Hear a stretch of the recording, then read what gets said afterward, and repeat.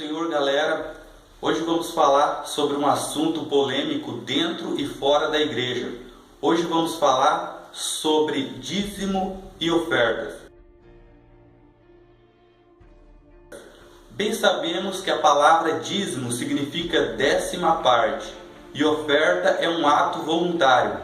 Então, vamos aprender dentro dessa aula todos os aspectos que engloba dízimo e oferta. O salmista no Salmo 24, no verso 4, ele diz assim: do Senhor é a terra e toda a sua plenitude, o mundo e tudo o que nele há. Sabemos que tudo no mundo pertence a Deus. A nossa família, o nosso trabalho, a nossa saúde. E quando devolvemos algo que Deus já nos concedeu, isso se torna o quê? Um ato de amor. Pois sabemos que o dízimo é uma disciplina espiritual. Algumas pessoas querem dizer que o dízimo é algo já da lei. Isso é uma pergunta muito debatida na igreja. Falando, olha, se eu dizimar, eu estou voltando para a lei e saindo da graça? Negativo. Pois bem sabemos que o dízimo ele não veio da lei. O dízimo ele veio dos patriarcas. O primeiro homem a dizimar na Bíblia foi o patriarca Abraão, que concedeu o seu dízimo, devolveu o seu dízimo a Melquisedeque, que era rei de Salém, ou seja, Jerusalém. Então, e a oferta, a primeira oferta ao qual nós vemos no livro sagrado, a primeira oferta veio de Abel e Caim. Quando esses dois homens foram dizimar, foram ofertar, melhor dizendo, o que aconteceu? A sua oferta alçada ali, levantada no altar perante Deus, a de Abel foi aceita por Deus e a de Caim rejeitada. Muitos perguntam, Leandro, por que a oferta de Abel foi aceita e a de Caim, uma pessoa que era do maligno, não foi aceita? Sabe por quê? Existe dois lados da moeda que a gente deve olhar. O primeiro as pessoas perguntam, Leandro, mas será que foi porque o sacrifício de Abel foi um sacrifício de animal e o de Caim foi algo que era da lavoura? Algo que não parece ser muito lúcido no sentido bíblico.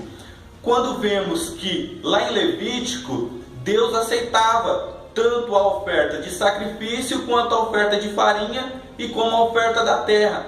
O dízimo era algo que era os 10%, mas era o melhor dos 10%. A oferta era algo voluntário para a manutenção do templo de Deus. Então, outro aspecto que a gente pode notar é que Deus não aceita sacrifício de ímpio. E como sabemos que Caim era do maligno, então Deus não aceitou a sua oferta. O salmista fala que Deus não aceita sacrifício de ímpio. Vamos falar sobre a prudência do cristão ao dizimar. Porque muitos ímpios, eles acabam zombando de nós. Falam, seus crentes, vocês vão na igreja dar o dízimo para o pastor, falando esse tipo de coisa. Só que nós não devolvemos, não damos o dízimo para o pastor. Nós damos o dízimo para o supremo pastor, que é Cristo. O pastor na terra aqui, ele é só um administrador da obra de Cristo. Pois sabemos que quando Abraão devolveu o dízimo a Melquisedeque, Melquisedeque aceitou. E por que nós que somos cristãos, Cristo iria rejeitar o nosso dízimo para o seu trabalho aqui na terra em prol do Evangelho para ser propagado? Então, veja bem essa lógica, pois é claro que se a gente for olhar em outros aspectos, existem aí esses lobos que se infiltram no meio das ovelhas, que são lobos devoradores, que Paulo diz, que pastores que você só vê ele uma vez na semana na igreja.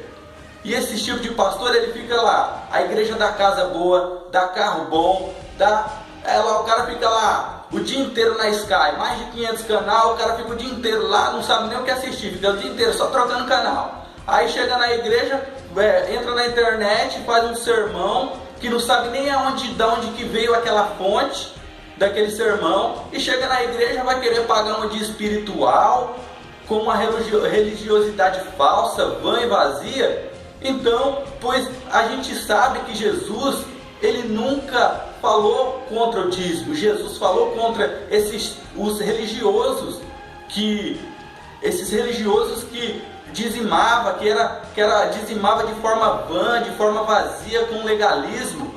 Isso sim Jesus combateu, essas pessoas que jejuavam de forma para querer se mostrar para as pessoas. Isso sim Jesus combateu. Mas Jesus nunca combateu disso que era errado o dízimo. Então, mas a gente sabe que existem esses pastores, esses falsos pastores. E aí ainda existe aquelas pessoas que dizem, olha, mas eu não tenho nada a ver com a vida dele. Isso é a vida desse pastor e Deus. Aí engano dessa pessoa, porque o próprio Cristo, ele diz que se um cego guiar outro cego, o que vai acontecer? Ambos cairão no abismo. Então, veja bem a igreja que você frequenta, vê se é um autêntico realmente pastor que administra a obra de Deus, que zela pelo trabalho dos missionários, que vela pelo trabalho em prol do reino de Deus. Isso que nós temos que ter essa prudência. Jesus falou, sede simples como uma pomba e prudente como uma serpente. Mas o fato hoje é que se você for querer ver uma transparência na igreja, o que as pessoas falam? Esses líderes, esses mercenários, eles começam a dizer que você está se rebelando contra a igreja. O que é isso? Prudência. Jesus falou, sede simples como uma pomba e prudente como uma serpente. Jesus elogia a serpente como um animal, dizendo que a gente devemos ter essa prudência. Então, isso é um fato. Existem hoje autênticos pastores, que eu não estou aqui falando de um perfeccionismo, porque todos nós temos erros, todos nós temos falhas, todos nós temos essas falhas, mas existe algo que nós podemos errar menos. Então, isso que eu estou querendo dizer, que existe um pastor, e esse pastor, ele vai nos guiar de que forma? Em pastos verdejantes. E esse pastor é Jesus, que deixou autênticos pastores aqui na terra para administrar a sua obra. Mas infelizmente, o apóstolo Paulo diz que os filhos das trevas são mais prudentes do que os da luz. O fato é que o dízimo e a oferta é bíblico. Devemos ter prudência? Sim. Devemos querer saber para onde vai esse dinheiro, esse dinheiro de dízimo e oferta. Queremos saber se vão para a obra de Deus, para os missionários. Sim, queremos transparência. Mas se uma coisa que me chama a atenção quando eu olho as escrituras sagradas é que lá no Salmo 46, no verso 4, o salmista vai dizer assim: há um rio cujas correntes alegram a cidade de Deus, o santuário da morada do Altíssimo. Aí algumas pessoas podem me perguntar: Leandro, como há um rio que alegra a cidade de Deus, sendo que lá em Jerusalém não tinha rio? Ao contrário de Tebas, Nínive, Damasco, a Babilônia, que eram cidades que tinham rios, Jerusalém não tem rio. Mas eu vou explicar para você que esse rio é uma metáfora de que se o povo de Israel fossem fiel nos dízimos, nas ofertas, se eles dessem o que há de melhor deles para Deus, Deus iria dar o que há de melhor dele para essas pessoas. Deus iria derramar bênçãos sem medida sobre aquele povo, para que eles pudessem desfrutar da plenitude das bênçãos de Deus. É o que Deus ia fazer com eles, se eles fossem obedientes. Aí você me pergunta: Leandro, mas é o Antigo Testamento, e é o Antigo mais atual que existe. Por quê? Porque eles são descendentes de Abraão, nós também somos, porque o apóstolo Paulo diz que todo aquele que tem fé é filho de Abraão. Então nós somos a igreja do Cordeiro, e ao mesmo tempo nós somos o Israel espiritual de Deus. E o apóstolo Paulo, ele vai dizer lá aos Filipenses, ele recebeu uma oferta missionária, e ele diz aos Filipenses, lá no capítulo 4, verso 19: e o Deus, segundo as suas riquezas, suprirá todas as vossas necessidades em glória por Cristo Jesus. Jesus hoje, ele supre as nossas necessidades, seja elas espirituais, seja elas físicas, seja elas emocionais ou até mesmo necessidade de até mesmo enfrentar a morte. Jesus supre as nossas necessidades. Ele nos incentiva a orar ao Pai Nosso pelo pão de cada dia. Ele nunca vai nos deixar, Ele nunca vai nos abandonar, se a gente nunca deixar Ele e se a gente nunca abandonar Ele. Amém? É que Deus, Ele mostra. Certa vez eu vi um pastor em cima do púlpito, na hora da oferta, sabe o que ele fez? Tirou da carteira, nada. Fingiu que tinha algo na mão, na hora que passou a salva ele colocou, nada. E quer enganar a gente? Ô meu amigo, a gente não é trouxa não, a gente não é palhaço não, a gente vê as coisas, e se Deus revelar pra gente, a gente faz até um raio-x da sua alma, para ver o que tem nela. Deus mostra, nada fica obscuro aos olhos de Deus, Deus revela. E uma coisa que eu acho interessante é que, ao invés dessas pessoas amarem a Deus de todo o seu coração, de toda a sua alma, de todo o seu entendimento, eles acabam amando ao dinheiro, que é a raiz de toda espécie de males. Infelizmente essas pessoas são assim. Não é que o dinheiro é o começo de todas as maldades, mas que todas as maldades podem levar de começo o dinheiro. Isso que Paulo está querendo dizer. Então, fique esperto, seus pastores mercenários, porque uma hora vocês vão acabar andando na contramão de Deus, uma hora vocês vão acabar se chocando com a justiça de Deus, e vocês vão parar lá embaixo. Deus joga a pessoa lá embaixo. Ou senão você pode viver uma vida aqui se enganando a si mesmo a vida toda, mas na hora de passar pelo vale da sombra e da morte, você vai passar sozinho, se não se arrepender. Deu dízimo como um teto, mas devemos ver ele como um piso, ao qual nós sempre vamos crescendo nesse aspecto. Nós dizimamos não é para sermos abençoados, nós dizimamos porque já somos abençoados por Deus. Muitas pessoas falam, você é abençoado, nem sabe o significado da palavra abençoado. A palavra bênção nas escrituras sagradas, no original hebraico, significa proteção. Então somos protegidos por Deus, tanto no sentido espiritual, financeiro, como emocional. O salmista fala que os que confiam no Senhor são como os montes de Sião, ou seja, impenetrável. Muitas coisas podem até chegar na vida do cristão, mas ele não penetra o coração dele. E existem muitos pastores que realmente têm um real chamado de Deus, e os dízimos são para quê? Para o salário desses pastores, que é algo que é bíblico. Paulo diz que o que anuncia o Evangelho, que viva do Evangelho. E também Paulo diz a Timóteo, não ligarás a boca do boi ao que debulha, digno é o obreiro do seu salário. Então, quando no Antigo Testamento, a gente vê que existia 2 bois, colocados um do lado do outro, e o arado era colocado no meio. E quando os bois iam arando a terra, o que fazia? Os milho ia caindo do lado, e os bois iam trabalhando e comendo. Então, o pastor, ele tem que usufruir desse salário, ao qual a igreja que vê ele como um pastor, realmente ele tem que ter o seu salário. Mas existem muitos pastores que a gente vê, que esses são pastores que popstar, só que o terno dele chama mais atenção do que a mensagem de prosperidade que ele prega, das heresias que ele semeia no arraial evangélico. Então, a gente vê tudo isso como algo que, por exemplo, ser pregador de multidão não é pecado, Jesus foi. Só que a intenção da pessoa é que a gente tem que ver. Esses popstar, por que eles não vão lá ser um pregador de multidão lá para os muçulmanos? Por que eles não vão lá? Vão lá. Sabe por quê? Porque lá o seu evangelho, a sua mensagem vai ser o quê? Vai ser um estouro. E você vai ser uma estrela lá. Ou você vai ser uma estrela, ou eles te mandam para a estrela.